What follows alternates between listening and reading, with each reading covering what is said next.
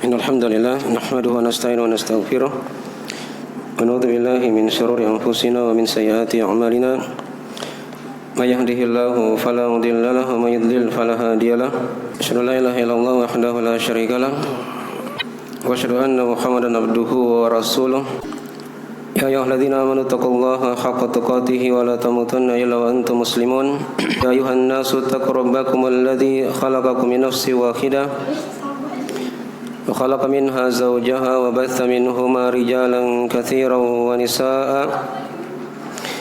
واتقوا الله الذي تساءلون به والأرحام إن الله كان عليكم رقيبا يا أيها الذين آمنوا اتقوا الله وقولوا قولا سديدا يصلح لكم أعمالكم ويغفر لكم ذنوبكم ومن يطع الله ورسوله فقد فاز فوزا عظيما أما بعد إن أصدق الحديث كتاب الله وخير الهدي هدي محمد صلى الله عليه وعلى آله وسلم وشر الأمور محدثاتها فإن كل محدثة بدعة وكل بدعة ضلالة وكل ضلالة في النار.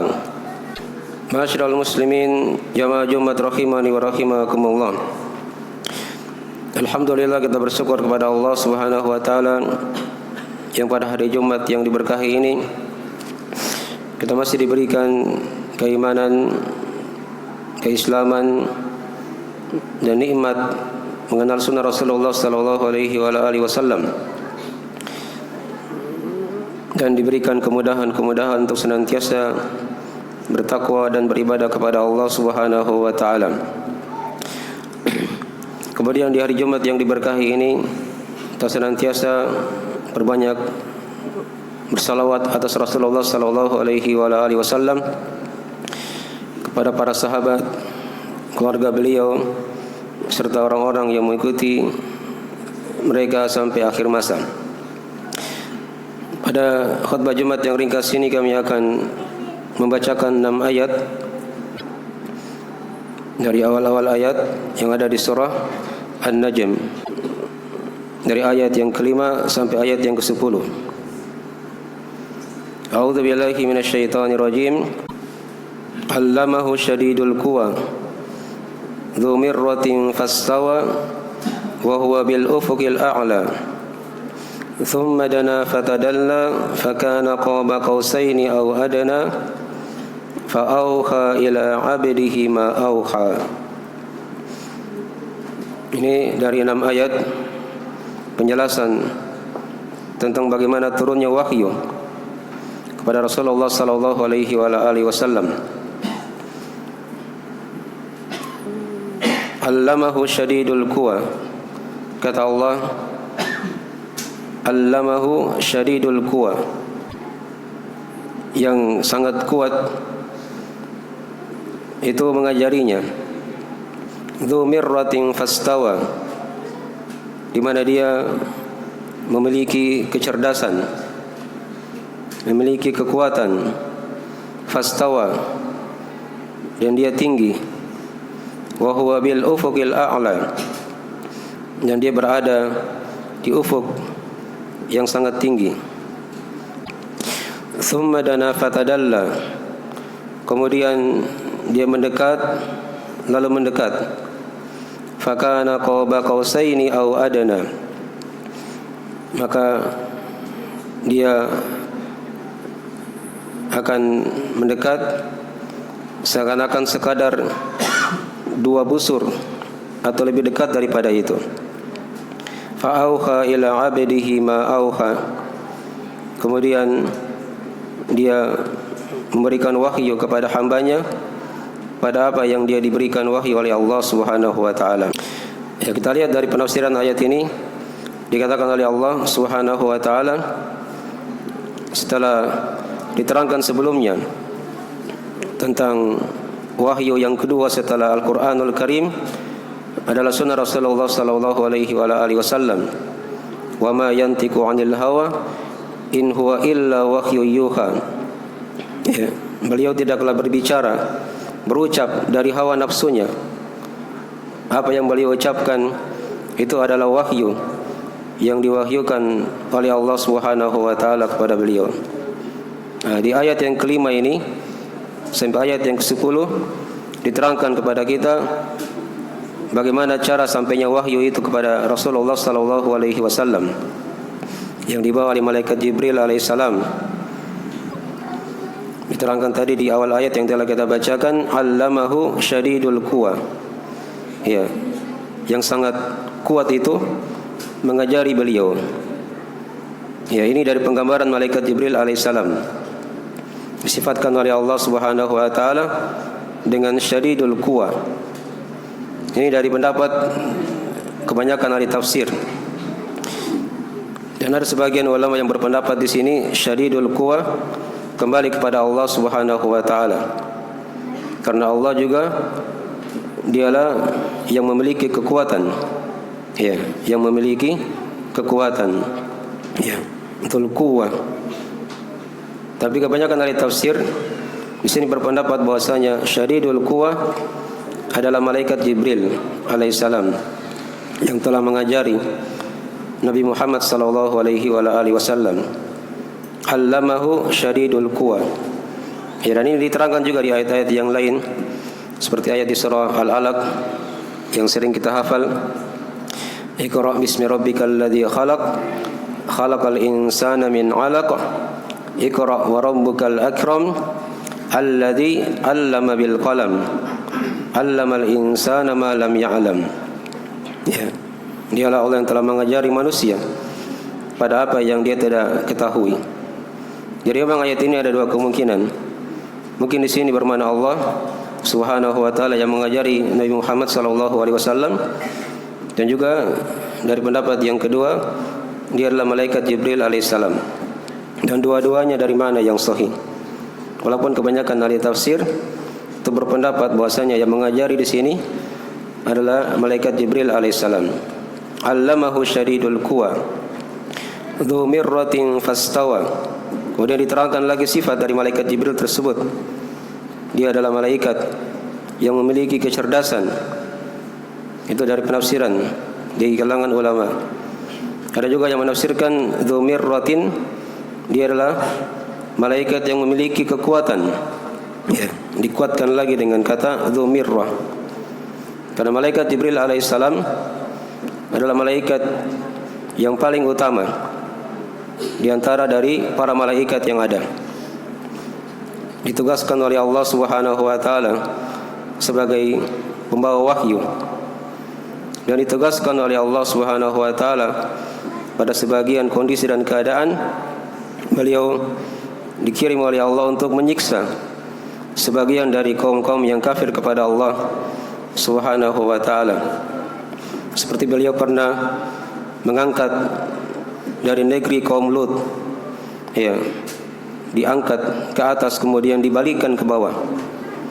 Kemudian juga malaikat Jibril alaihissalam pernah, ya, berteriak dengan teriakan yang sangat keras sekali sehingga membinasakan kaum Tsamud, ya, dari kaum Nabi Shalih alaihissalam yang kafir kepada Allah Subhanahu wa taala.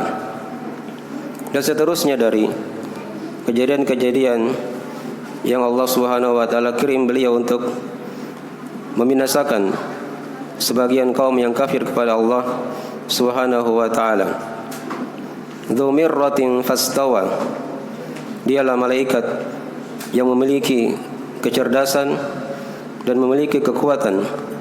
Fastawa, dan dia tinggi. Di sini kalimat fastawa ada yang mengatakan dia malaikat Jibril alaihissalam, dan juga ada yang mengatakan dia kembali kepada Allah Subhanahu wa taala. Kembali kepada Allah Subhanahu wa taala.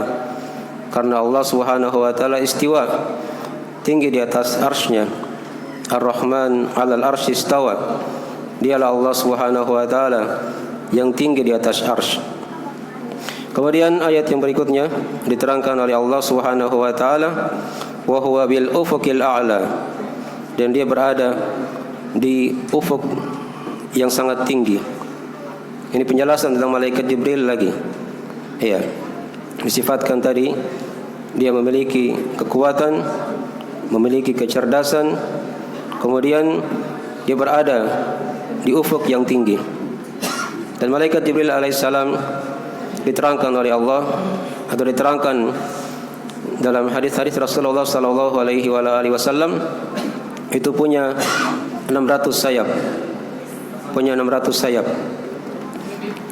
Apabila satu sayap dibuka, maka itu akan menutupi ufuk yang ada yang kita lihat ini antara timur dan barat.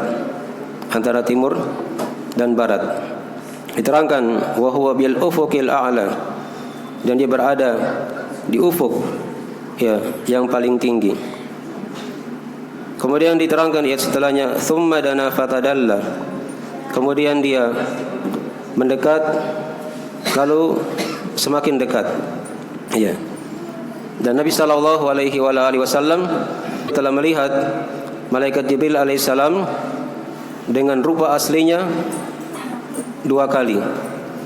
Yang pertama ketika di Gua Hira, kemudian yang kedua ketika beliau mi'raj ke langit, menerima perintah salat 5 waktu. Beliau ketika itu melihat, di pertama kalinya melihat malaikat Jibril yang sangat besar sekali, yang memiliki 600 sayap, duduk di antara langit dan bumi. Duduk di antara langit dan bumi. Kemudian dia mendekat dan mendekat, dan Allah Subhanahu wa taala perintahkan beliau untuk berubah menjadi manusia biasa. Thumma dana fatadalla. Kemudian dia mendekat lalu mendekat. Fakana qaba qausaini au adana. Lalu jarak antara Nabi Muhammad sallallahu alaihi wasallam dan malaikat Jibril itu sekitar jarak antara 2 busur. Atau lebih dekat daripada itu. 2 busur panah mungkin sekitaran 2 meter kalau pendekatannya. Atau mungkin lebih dekat daripada itu, 1 meter atau lebih daripada itu. Ini dari penggambaran Allah Subhanahu wa taala ketika malaikat Jibril menyampaikan wahyu kepada Nabi sallallahu alaihi wasallam. Fakana qaba qausaini au adana fa auha ila 'abdihi ma auha. Kemudian beliau memberikan wahyu pada hambanya, itu hamba Allah. Di sini maksudnya Nabi Muhammad sallallahu alaihi wasallam. Ma auha, pada apa yang dia diberikan wahyu oleh Allah Subhanahu wa taala. Karena Allah Subhanahu wa taala memberikan wahyu kepada malaikat Jibril alaihissalam untuk disampaikan kepada Nabi Muhammad sallallahu alaihi wasallam. Dan ini di antara dari bentuk penyampaian wahyu itu. Malaikat Jibril itu mendekat menjelma menjadi manusia dan membacakan dari wahyu Allah Subhanahu wa taala. Itu telah terjadi di Gua Hira misalnya, dan juga di beberapa sejumlah kejadian-kejadian yang lainnya yang diterangkan dalam hadis-hadis Rasulullah sallallahu alaihi wasallam.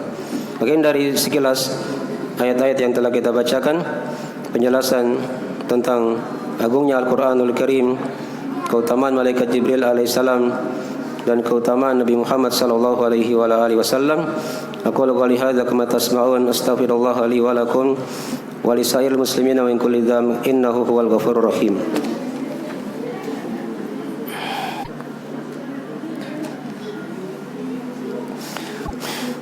Innal hamdalillah nahmaduhu wa nasta'inuhu wa nastaghfiruhu wa natubu ilaih. Asyhadu an la ilaha illallah wahdahu la syarikalah wa asyhadu anna Muhammadan abduhu wa rasuluhu sallallahu alaihi wa alihi washabihi wa man tabi'ahum bi ihsan ila yaumiddin, amma ba'd. Pada khutbah yang kedua kami akan terangkan beberapa pelajaran-pelajaran yang kita ambil dari 6 ayat yang telah kita bacakan. Dijelaskan padanya kepada kita dari keutamaan ilmu agama. Nabi Muhammad sallallahu alaihi wasallam juga diajari oleh Allah Subhanahu wa taala menunjukkan akan keutamaan ilmu. Dan perintah pertama yang telah kita maklumi dari wahyu Allah Subhanahu wa taala adalah perintah untuk membaca. Iqra bismi rabbikal ladzi khalaq. Bacalah dengan menyebut nama Rabbmu yang Maha Mencipta. Kemudian padanya dari ayat-ayat yang telah kita bacakan penjelasan dari sifat malaikat Jibril alaihissalam.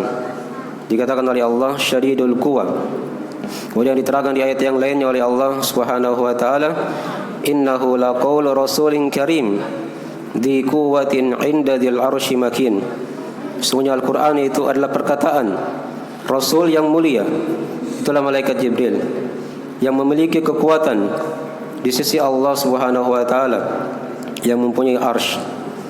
Kemudian dari sini juga diterangkan kepada kita dari sifat yang lain lagi dari malaikat Jibril.